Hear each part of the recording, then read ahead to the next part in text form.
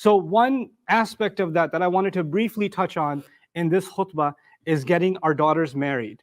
So this applies in any situation, but this is one thing that I wanted to touch with you today, is getting our daughters married.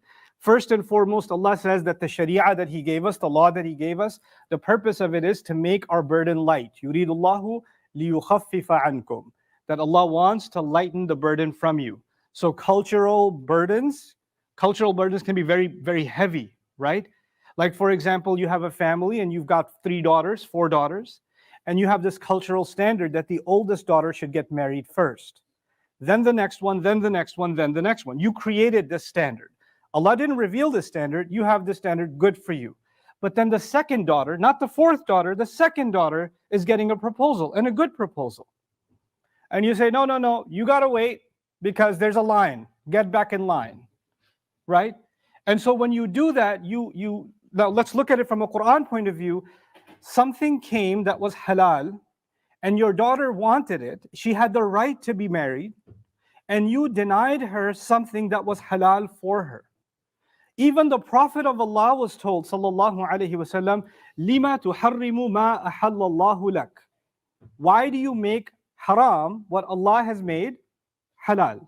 Like even the Prophet wasn't allowed to do that in the smallest of things. This is not a small thing. This is a life thing. And you can devastate somebody because they wanted to marry a person. They had an emotional attachment. They had the thought of, this is the right person for me. And you deprive them from getting married. They end up getting married somewhere else. This person has, deep depression. They have anger towards their parents. Then they have anger towards the religion because now their parents told them, you must obey your parents. This is why you cannot get married. Remember I told you they use parts of the religion? So they use parts of the religion to beat up on this poor girl, and she can't have what Allah has given her the right to have as an individual adult. And that's the next thing I want to say. When our daughters are about to get married, they're not children. They are adults. And adults are going to stand on their own in front of Allah on Judgment Day. You are not going to come in front of your 28-year-old daughter and say, Ya Allah, ask me the questions. I'm her wali. No, she's answerable for herself on Judgment Day. And if she committed a crime in this life, ma'adallah, if she cut a red light, or if she stole money, you're not going to stand in front of her. She has to answer for herself in the court of law in this life and in the court of Allah's law on Judgment Day. She's an individual with personal responsibility. On top of all of that, especially for those of us, because the world is changing, right? Economies are changing. Many people, like in my family, for example, even, it was hard to make ends meet. Everybody worked. My mom worked, my dad worked, my sisters worked, everybody had a job because there was no way to survive. It was expensive. So there are situations where we trust our daughters to go get a job. We trust our daughters to go to the university. We trust our daughters to earn a living for themselves, to be out on their own. You're not standing there at work next to her. You're not protecting her every second. She's taking care of herself. She's carrying herself in a dignified way on you, and you trust her.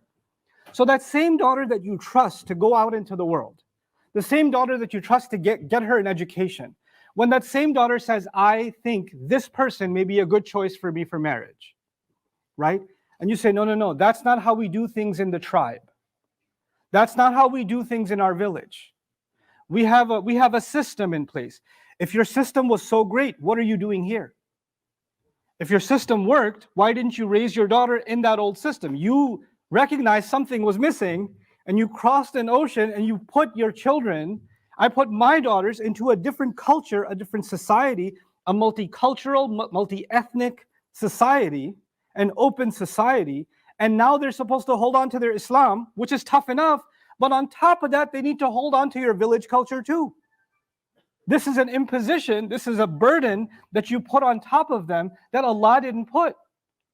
And that, what does it do in the end? At the end, we have to understand what this does. A society that gets destroyed, a society that gets ruined, is a society in which the door to halal gets smaller and smaller, and the door to haram gets bigger and bigger. So haram becomes easy and halal becomes difficult. When earning halal money becomes difficult, then that society is heading towards destruction. When being in a halal relationship is difficult, then that society is heading towards destruction. Now the thing is, the Israelites had done that to themselves.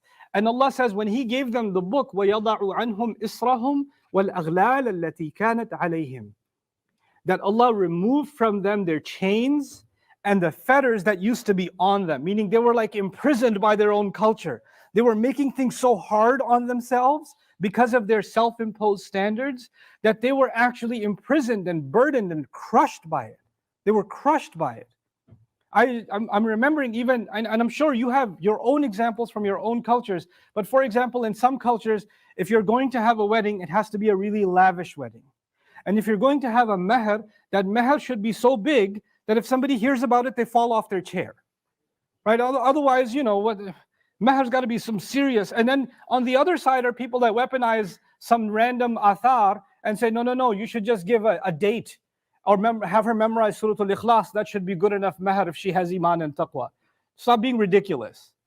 This wasn't the meher of everyone. Like we turned the religion into a joke, right? So either I'm going to give her a Kit Kat bar for meher, or I'm going to give her 4 times my life savings, and 30 years later I still am not able to pay the meher. Meher is not a joke. وَآتُوا النِّسَاءَ صَدُقَاتِهِنَّ نِحْلَةً. What we've done in our cultures is we've turned the meher into a trophy. How much was it? How much was it? Like when the wedding happens, everybody's going to say, how much did you get? How much did you get? What's the amount? What's the amount? Oh, now when my daughter's getting married, we better have twice that amount.